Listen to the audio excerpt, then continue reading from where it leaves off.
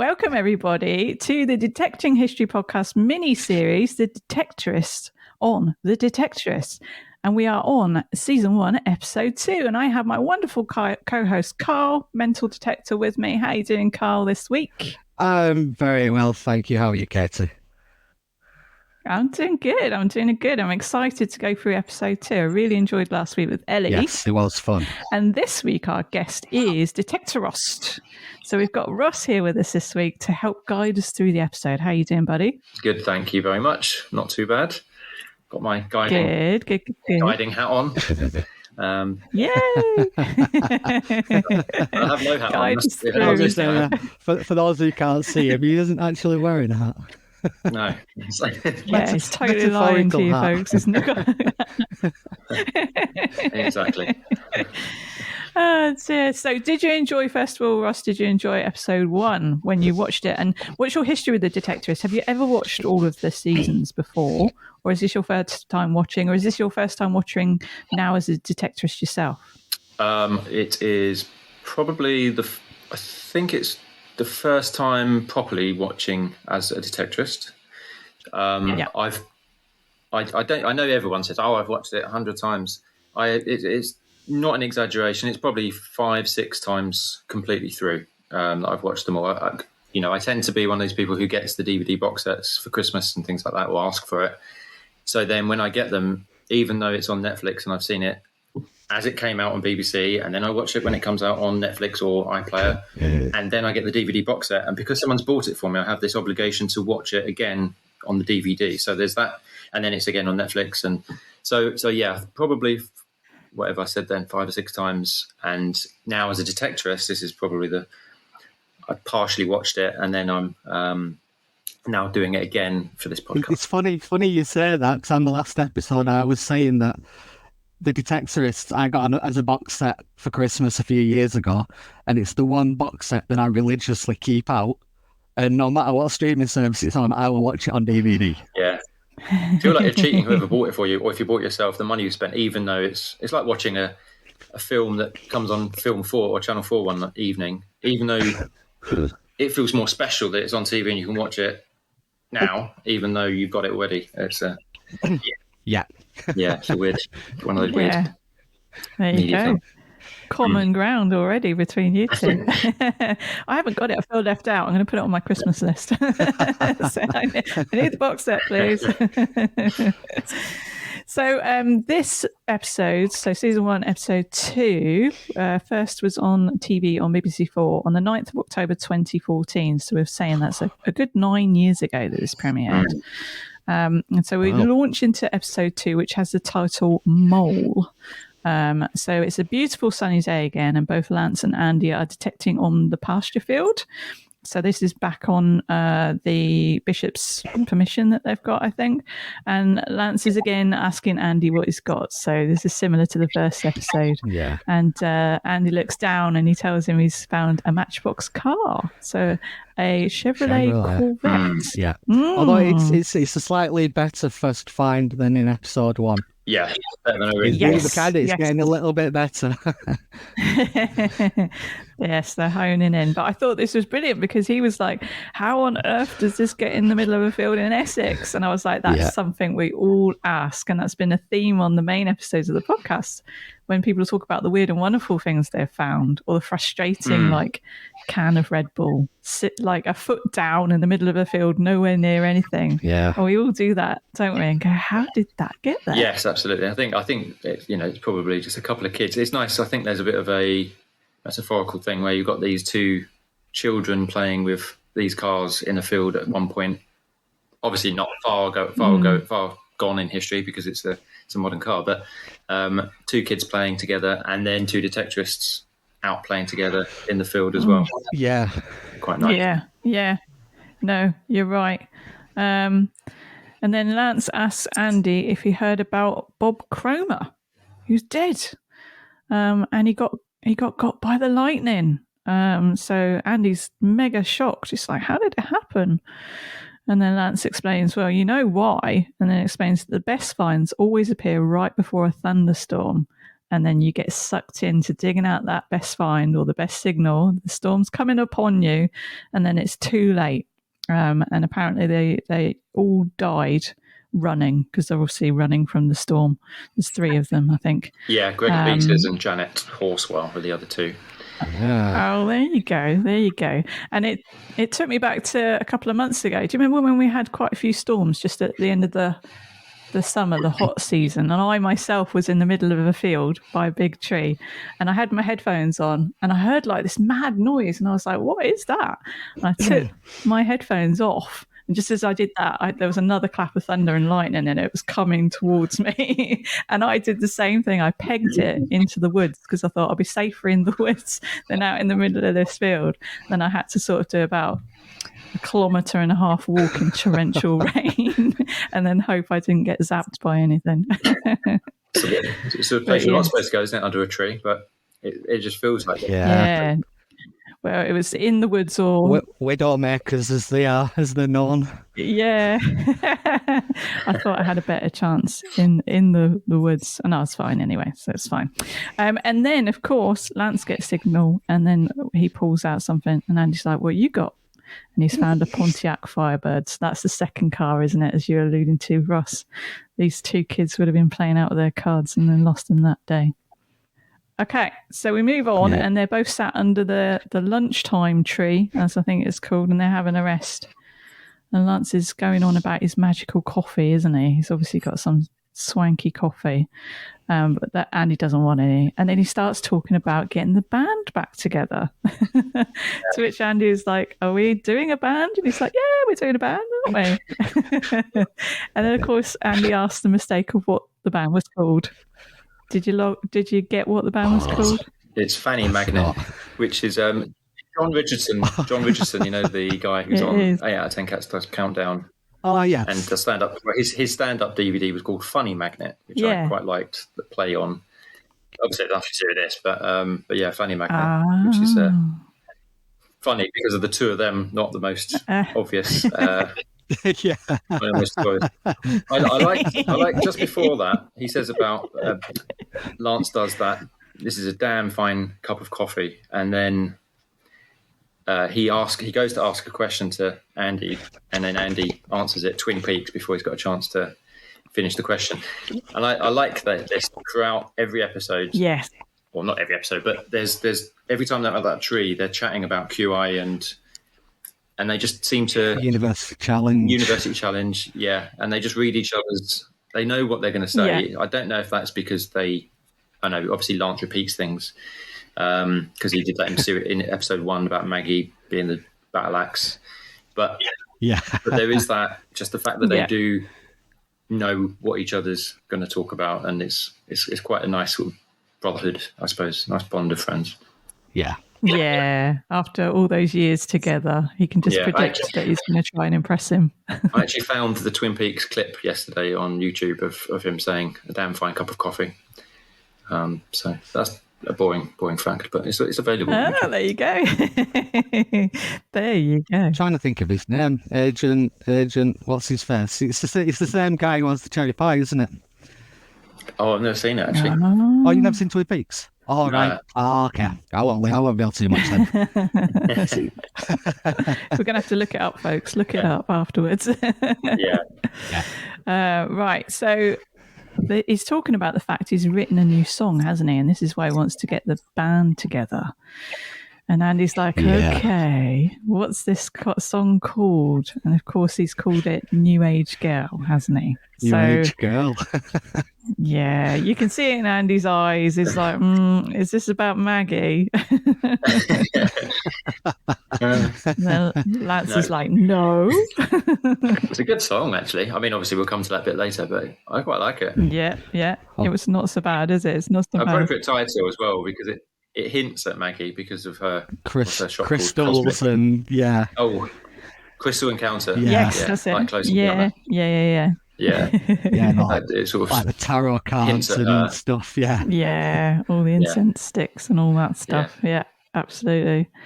So Lance then invites Andy round because it's Tuesday, isn't it? And Tuesday night is Metal Detecting Club. So Lance invites Andy over. He says he'll cook for him again, lucky him, and he'll play his song for him. So Andy's like, yeah, okay, all right, you've got me. And then some people are approaching in the distance, aren't they? And Andy's like, who's that? Simon and Garfunkel. So we get our first introduction to the antiquity searchers, don't we? Yeah. Yeah, and they were mentioned in episode 1, weren't they? But yes. They were just passing. Yeah, they were. Stealing permissions again and spying. Yes, they're the baddies of the story, aren't they? Absolutely. And they rock up with their ancient antiquity equipment, don't they? Which is quite funny. I was looking, and he's got this massive thing on him, hasn't he? Where he's like carrying it around, and obviously that's the speakers on his belt there. And I was just like, wow, Urado. See, I really like that scene. I like that scene because it shows like the broad range of detectors. So obviously, there's Lance with his CTX, there's Andy with his Deus, there's Simon or Garfunkel, I can't remember which one, or the real names. Yeah, with his like little Garrett, I don't know, 150 or 250, whichever one it is. Yeah. And then the other one that is literally like an antique. That's yeah. When I was on the episode before with the UKT, my podcast, I said about the comparison with fishing and detecting. Yeah. And actually, you see this in fishing as well. You go out with a broad range of people, and I said, generally men, although that's obviously changing in both hobbies, but generally men. And then there's a range of ages, and the elderly fishermen often come out with this really classic, that they were called classic, but it's basically, rods made of bamboo and things like that, and old-fashioned reels and stuff like that. So it's nice to sort of see this played out in detecting as well, not just in the program, but generally that people have older kit that they trust and have used for years and don't want to upgrade. So it's good to see. Yeah, absolutely.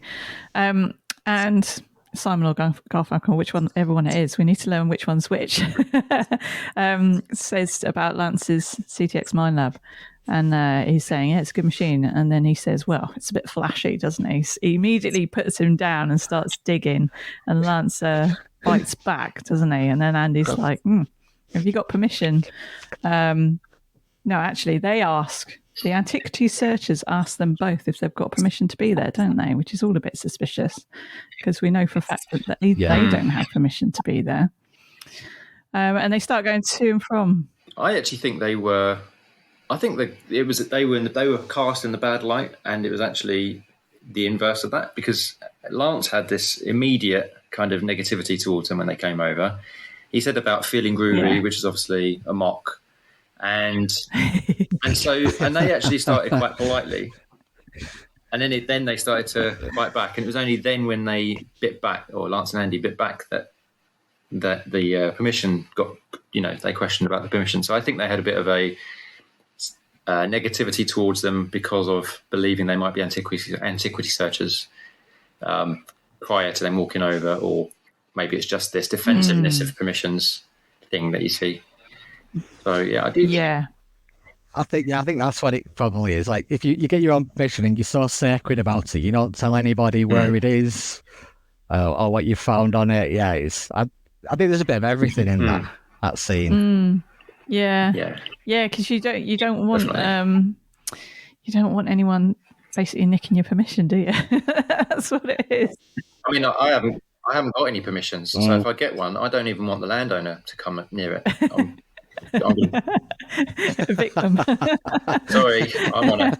Get away. Off you pop. Oh dear. So they start going to and from and accusing each other of being immature, don't they? And then Andy says, well, we were here first and we've got an agreement with Bishop. He's given us exclusive rights, 50-50 on any fines. And then, of course, Simon and Garfunkel say, well, they'll need to make a more attractive offer then, won't they? And it's all starting to get a bit nasty, isn't it, at that point? So Andy accuses him that he's acting like a Bond villain, doesn't he? They're both really starting to be mean to each other now, the two sets of guys.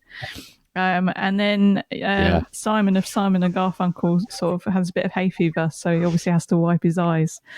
And Lance really goes in on him then, doesn't he? And he's like, oh, don't cry, don't cry. Don't cry, mate. I feel awful. And he milks it for about like 5 minutes. Do you He want to buy my does, doesn't he? They're like hundreds of meters away, and he's still going, "Don't cry, don't stop." Oh, the pettiness is so brilliant. It's so childish. Yeah. It's very accurate. Yeah. So then they agree they need to let Bishop, or go and speak to Bishop and tell him he can't let them on. And Lance is off once again to help Maggie, isn't he? So he can't do it. So he says to Andy, you've got to go and speak to Bishop. And Andy's like, oh, I'm not good at talking to people, but I'll try. So we go to the next scene, and of course Andy is at Mr. Bishop's door. Andy goes to see Bishop to warn him about rogue detectorists, and he puts a bit of fear into him, doesn't he? And he goes, oh, there's these rogue detectorists going around. Don't give them any permission. They'll just sort of steal from you. And it's at this point, Mr. Larry Bishop remembers about some jewellery bits that had been ploughed up in the past, doesn't he? Yes. And then Bishop starts talking to his invisible dogs again, and he says he'll keep an eye out for those things. So immediately you're intrigued, aren't you? What are these things going to be? Are they going to be genuine things, or is it going to be something mad and random? You're not quite sure with his character. Yeah. Mentions Justine as well, which alludes to be his wife, but not sure. Yes, the missing wife. Justine didn't want them. Thought they were costume jewellery. That's right. A bit of old tat. Yeah. Yeah. So we then cut, and Lance is indeed helping Maggie again, getting stuff out of the van. She's been off somewhere random to get lots of new things for the crystal shop, hasn't she? And it's quite funny because she's like, oh, it's really cheap. You just... Oh, yeah, the mystery boxes. Mystery box, Mixed spiritual. Yeah. You just don't know what you're going to get. It's very funny. And he's obviously been trying to impress her. Again, that could... I feel like that could be like another metaphor for metal detecting. Like, she doesn't know what's in these boxes. You aren't metal detecting. You never know what you're going to find. It's like there's like similar parallels going on there. That's really true, isn't it? Yeah, you never know what it's going to be. Same with her mystical boxes, I suppose. And then she starts asking him, and he's obviously been trying to impress her by saying that he's going to do this song, isn't he, at the pub? So she's saying she used to love it when he played his mandolin, and it reminded her of Kermit the Frog, which I was just like, oh, ouch. That's not what he wanted to hear. And then he corrects her and says, Kermit played the banjo. Yeah, that's right. Back with his facts, actually. It was a banjo. Oh, gosh. And then, Tony appears, and it must just be like a dagger through Lance's heart every time he sees Tony appear.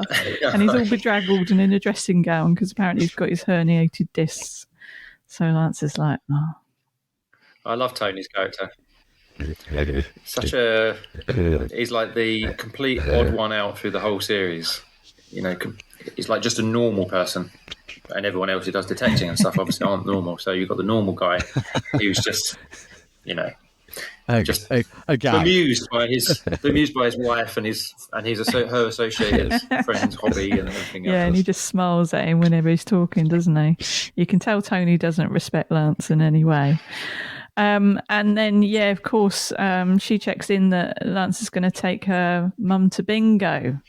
So Tony's like at the football. He says that Tony's doing the football, and you think, oh, okay, Tony's busy. But it turns out actually Tony's just going to be sitting around watching football at home.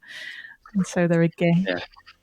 Playing? No, watching. Oh, Portman Road? No. Exactly. Exactly. So, poor Lance once again. I feel really sorry for him. Still feeling sorry for him. I was feeling sorry for him in episode 1 and still feeling sorry for him in episode 2.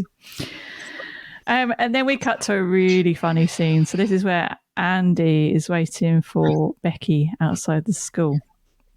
And he's just kind of casually there, isn't he? Like looking at his phone, leaning up against the tree outside of school.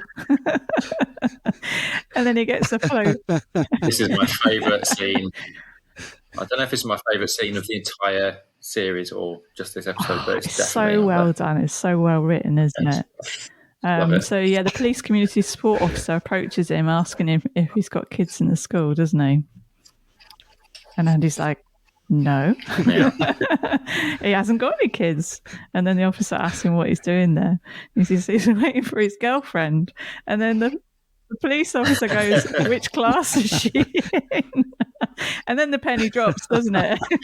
Chaffinch, I think. I love the fact he goes, all the kids in Chaffinch have left. No, she's a teacher. She's a teacher. I have to reaffirm that. Like this, just the policeman takes it so blasé that I think all the children are gone from the class. I can't believe the acceptance of that. Oh, it's so funny. It's so funny. And then he explains that his girlfriend's the teacher, as you say, Ross. And then he says, "Oh, well, you were making some of the mums nervous."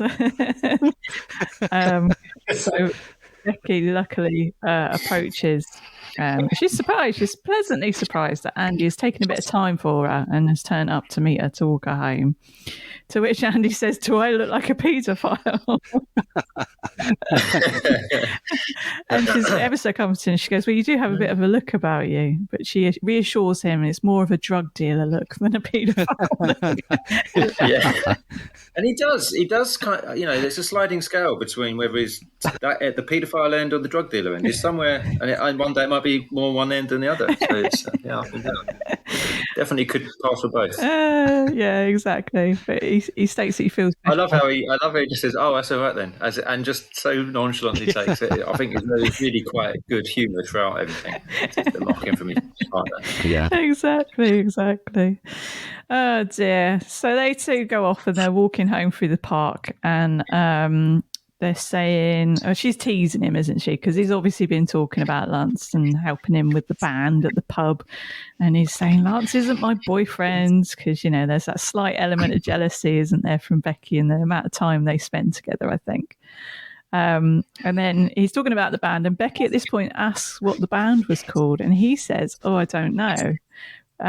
But we know that he knows because he said earlier on, didn't he, that it was the fanny magnets, wasn't it? But he chooses not to reveal the name to Becky. Imagine telling her that. you won't like that one down. Yeah.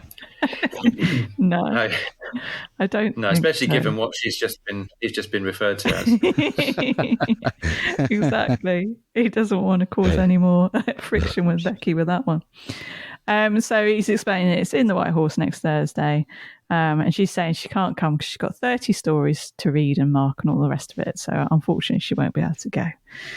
And then we get to one of these famous scenes. So Andy is working again. It must be the next day. And he's cutting grass on the public highway. So is this one of those Easter eggs again that you were talking about, Carl? Yeah, because he's using a strimmer. So it's like he's swinging it, like he's swinging his detector.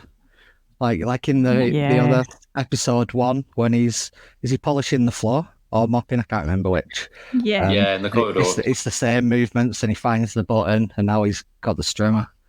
Yeah, and finds a toad. Yeah, and he puts it in his pocket. Yeah. Yes, exactly. And I think he probably took it home and polished it up as well. Put in some vinegar bath. Looked it up to try and work out where it's from.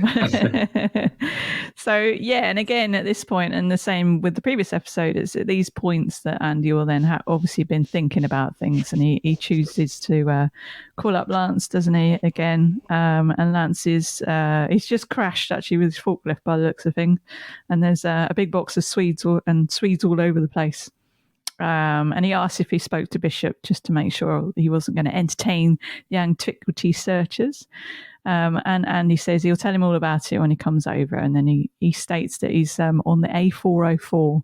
I didn't know if that had any meaning to anything, the A404, the road that he was working on or not. It seemed a bit of a random reference. It doesn't ring any bells to me, unless it's an old Roman road. Yeah, maybe. Might have to look that one up. I didn't know if you'd have noticed anything. Okay, so we are now in Lance's house. So famously, Lance likes to cook for Andy. And we've got a close-up of a treasure chest of the fish tank. And Lance is, questioning Andy on Bishop.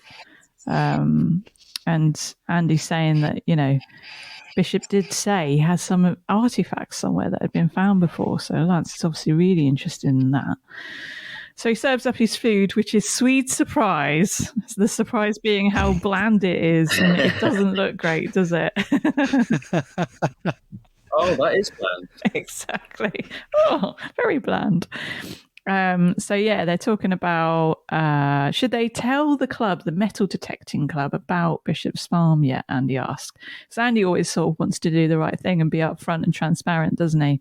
But Lance is like, no, let's keep it to ourselves because someone will tell the beards, and I'm assuming he means the beards being archaeologists.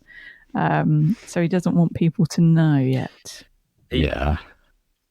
He said as well, did you see he used the word tambourine instead of the time being? No. He said, let's keep it to ourselves for the tambourine, which I think is another word, one of his little idioms. But yeah, meaning for the well time spotted. being. No, I didn't catch that one at all. So then Andy starts asking him about his song, doesn't he? And this is quite funny. So Lance says he's developed a problem and that he can't stand up. And Andy's like, yes, you can. I've seen you do it. But then he explains he can't stand up and play the mandolin at the same time. So Lance has got himself in a pickle, hasn't he? Yeah. So did he reveal he needs a cushion here or not? I can't remember from that. Can't remember if he reveals about a cushion. No, I think at this point Andy just can't believe that he's going to do it still. So he asks us he says to him, "Well, just sit down then and play the song." And it's at that point that Lance sits and sings his song, and it's quite poignant, isn't it? His little song. Yeah, I really like it. I think it's very very sweet, and when you actually see it played in the pub later as well, it really kind of just creates a lovely quiet atmosphere. Everyone's silent after they clap, but it's one of those songs. It's a heartbreaker. It was good. A heartbreaker. Yeah. And then No, I was just going to probably say what you're going to say, which is what Andy says about it, which is that it's quite good, and he's astounded it's that good, and he says, "Oh, you think it's astounding?" No, I'm astounding. It's quite good. Exactly. Still keep him down a little bit. Yes, you've got to keep the facts right, Lance.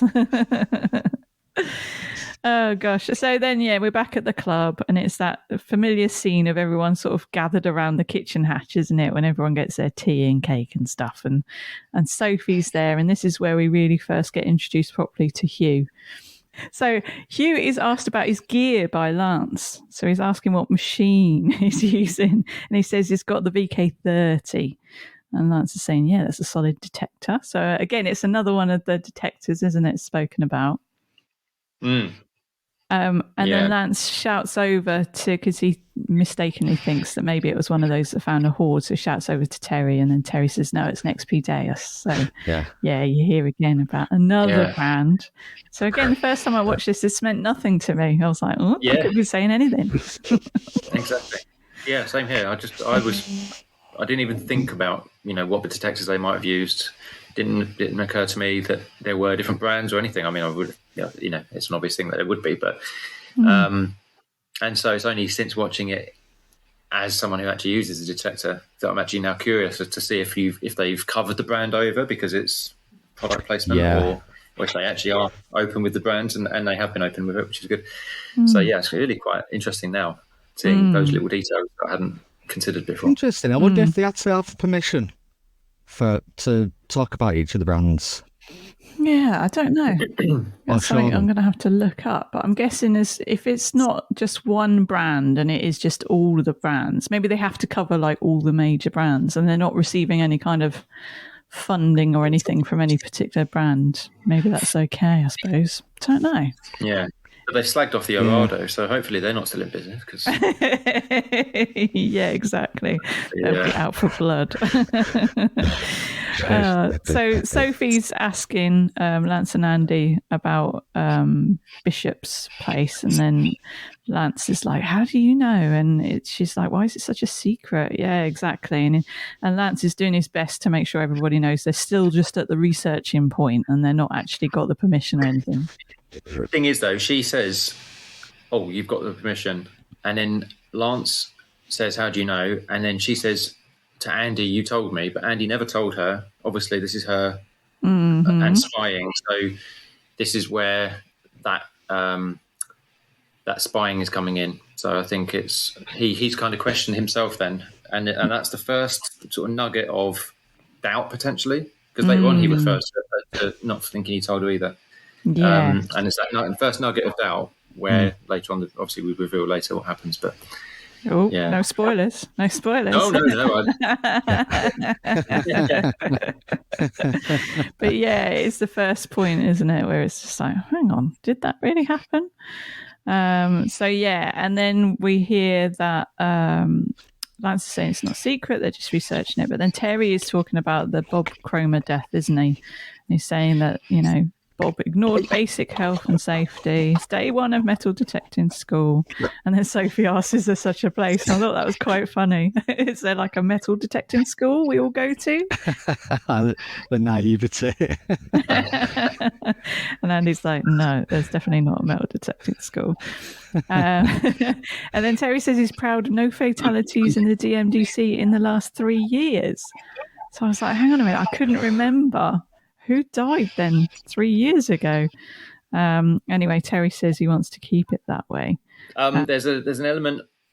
I think that is just a line for, to be a joke, because obviously a 3-year no death record is not a good record at all. No.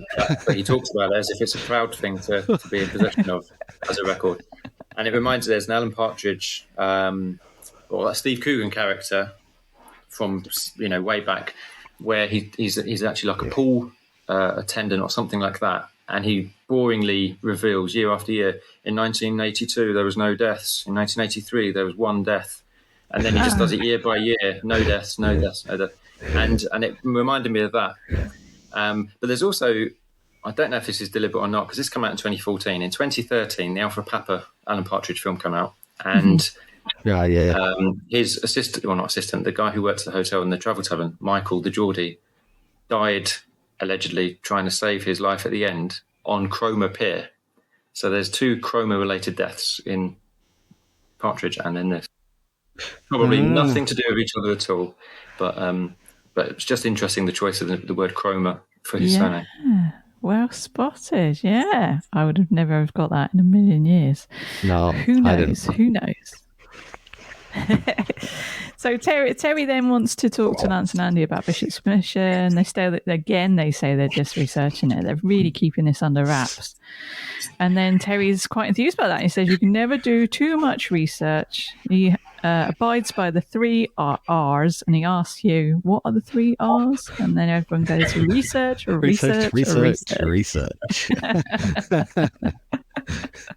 I invented that, he said. Yeah. And then we pan to the finds table, and it's a sad sight, isn't it? Because we've got the 2 Matchbox cars that Lance and Andy found at the beginning of the episode, and then 1 spoon, which is Hugh's spoon, isn't it? From the Little Chef. Exactly. It's a Little Chef spoon, which is so funny. And then he just walked off, disappointed, like, oh, come on, you can do better than that. Yeah, exactly. And also no product placement there either, because Little Chef no longer exists, which is a sad. Oh, of course. Yeah. No. So Terry tells them to do better, change the batteries on the detectors. He's a bit exasperated, isn't he, with the rubbish finds? He's not a fan. So you get Andy and Sophie walking away from the pub, and Sophie is probing with Andy about why the secrecy, isn't she? And then Andy lets more information slip to Sophie. He's talking about the Saxon ship burial that they think's around there somewhere, King Sexred of the East Saxons. And they're talking about Bede, aren't they? Bede says it's so in the Historia.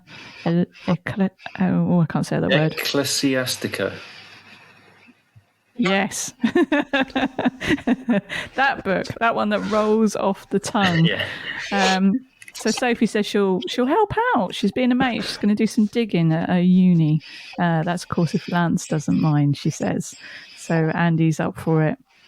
And he just defends Lance, saying he's just protective and doesn't, like the antique researchers. So he does defend his mate there, doesn't he, as to why he's being so cagey. Yeah. Yeah. So we cut to Lance, who's already at home and he's practicing his song, isn't he? And he's sort of talking himself through how he's going to introduce it in the pub on the night. And he's sat on the floor drinking a can by himself, isn't he? Yeah, we've all done that as well. Yeah. Sat cross-legged with a can and just been talking about planning what you're going to say to introduce a song you've written. Yeah.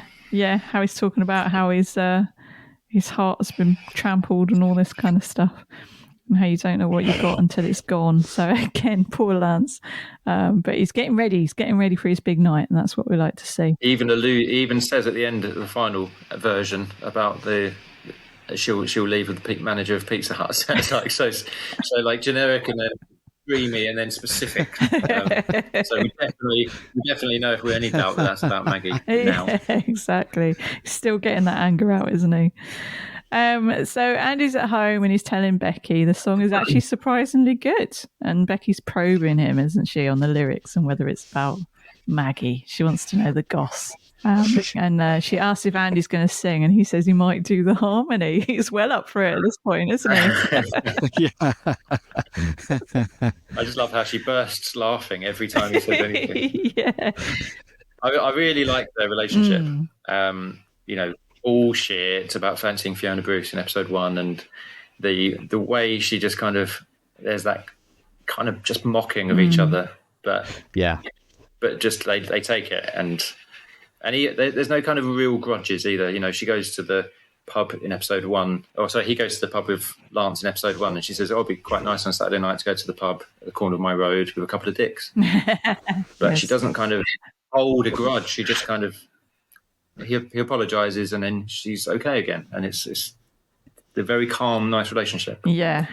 So that sets up the ability for them to mock each other and laugh at what they think is quite good, I think. Yeah. And she continues to wind him up and tease him, doesn't she? Because she's talking about how much he must miss in life, because he's always looking down and scanning the years, and no wonder he's got a bad back because all the years of detecting looking down. And she's teasing him, and then it immediately cuts to the new scene, doesn't it? And it's fantastic the way it cuts to them both being detecting in the field, deep in thought. Yeah, heads down, listening to the tones, and then you can see the red arrows or something just coming over, fly past.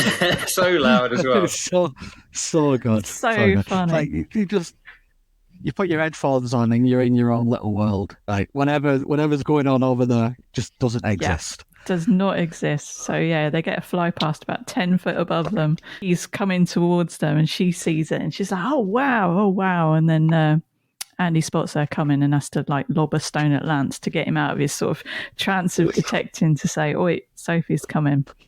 And then he's again a bit like, "Oh, what's she doing here?" So she's got some paperwork.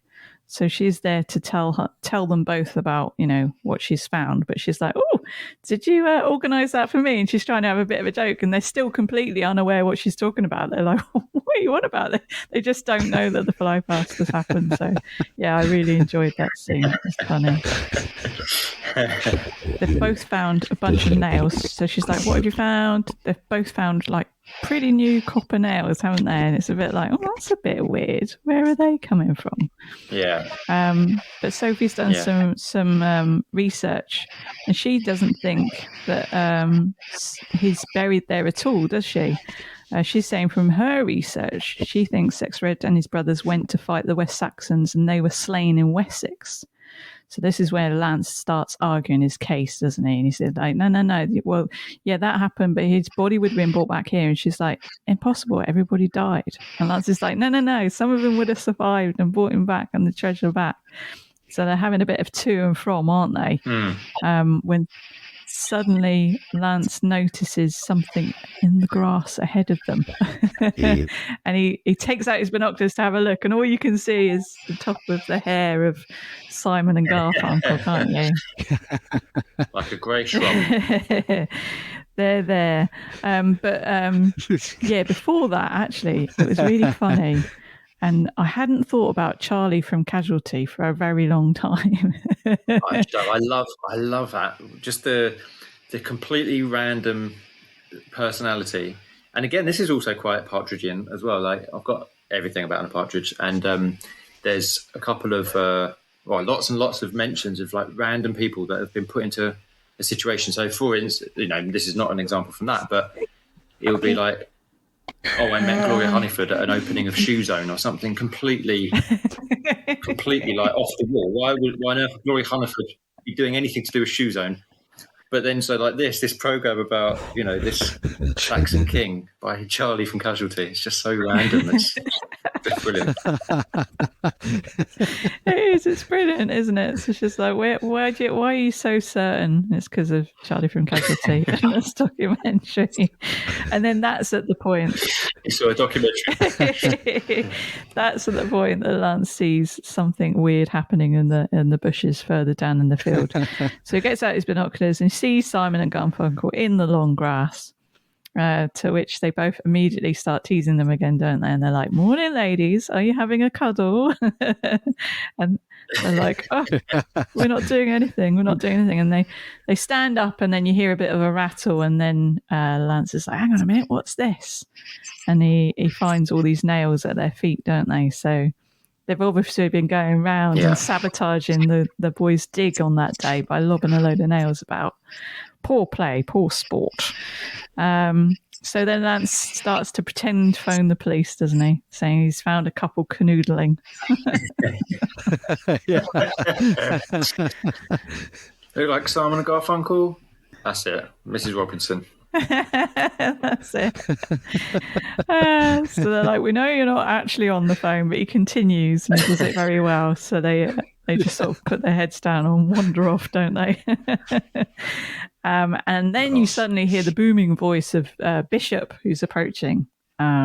He's coming along. And he's saying, don't worry, the dogs won't bite. So again, we get to meet his invisible dogs, which aren't actually there. And Andy introduces Sophie. And Bishop's not too concerned by Sophie's presence, is he? He just says hello. And then he's come along with a little box of treasures. And he said, "I've been looking out for you." And he's found those bits and pieces he was alluding to earlier on in the episode, hasn't he? So it's at this point I was thinking, what's this going to be? And I remember the first time around thinking it was just going to be something like a broken spoon or something like that.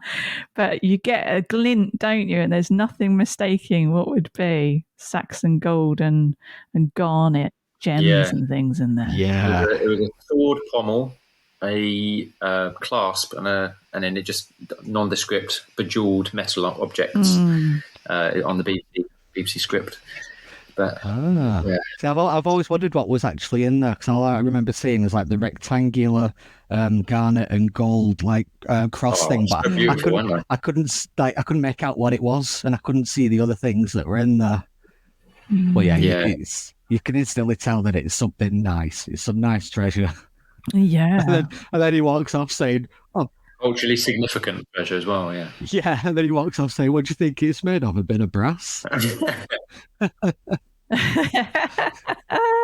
Yeah, exactly.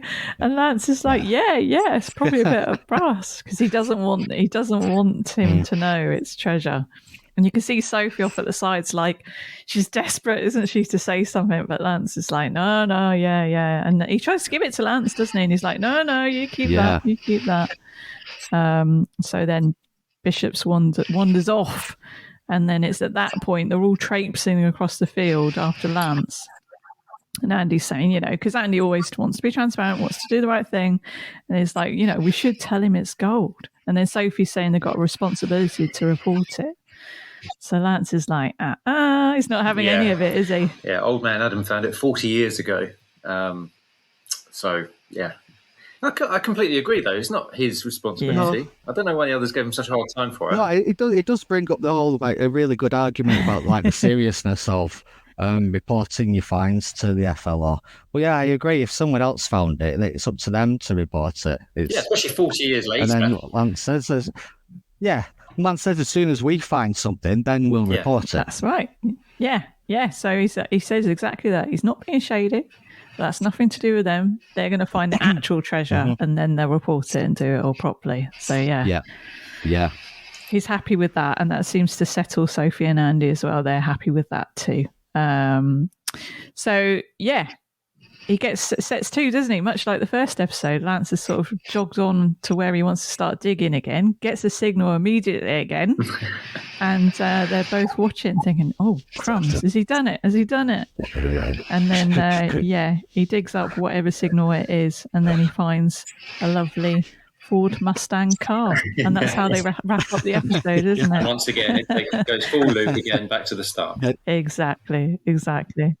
And that's where we're left. So in this episode, we've had a few revelations, haven't we? We've had some hints that maybe Sophie isn't quite as squeaky clean as we think. And we've seen the treasure that's rolled up before on Bishop's permission. So the excitement's there now, isn't it? That something's there.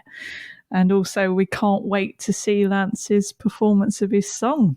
Fun. And I'm looking forward to episode 3. Yeah. So, where's it going now? I can't remember what's happening. It's great. I've absolutely wiped the whole series from my head. So I'm thinking next week. I'm wondering if we're ever going to see them digging in the rain, because it's been far too perfect of conditions so far. They're getting it too easy. That's the only non-truth that I can find about that TV show. That it's always really nice weather. Yeah. Well, this was filmed, I think, in May of that year, according to the BBC script. Oh, okay. Right. So yeah, it's and I think they probably chose mostly, decent days to do it. Yeah, it's got to help, right? Continuity between shots and stuff. Yeah. Exactly how soaked are you? Oh, brilliant. So, Ross, thank you so much for coming and being an expert Cheers, guest Ross. alongside me and Carl. No problem. Thanks for having me. And you're going to be back again, aren't you, for season 1, episode 5 in the rotation? So yeah, and obviously I've got to watch episodes 3 and 4 just to make sure that I know what's happened prior Keep to up with everything. episode 5.